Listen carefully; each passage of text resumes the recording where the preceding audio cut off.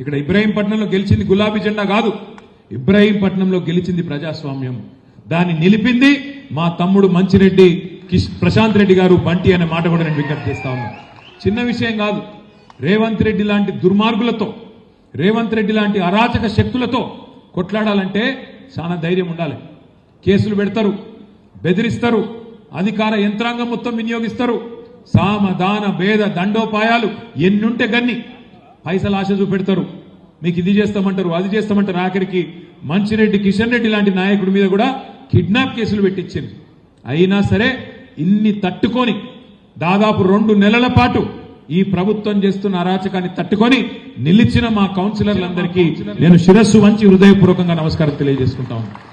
ధైర్యం కావాలి ఇట్లా కొట్టాడాలంటే. కానీ ఒకటి మాత్రం ఈ రోజు మంత్రిగా ఉన్న కోమటిరెడ్డి వెంకటరెడ్డి గారు ఆ రోజు ఎంపీగా ఉండే ఏమన్నారు, ఇక్కడికి వచ్చి అన్నాడు.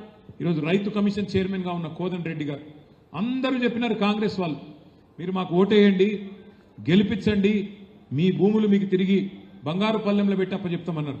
మరి 2.5 ఏళ్ళ ఓడ మీద ఉన్నప్పుడు ఓడమల్లన్న, ఒడ్డుకెక్కినాక బోడమల్లన్న అన్నట్టు ఓట్లు వేయించుకున్నారు, అవతల పడ్డరు.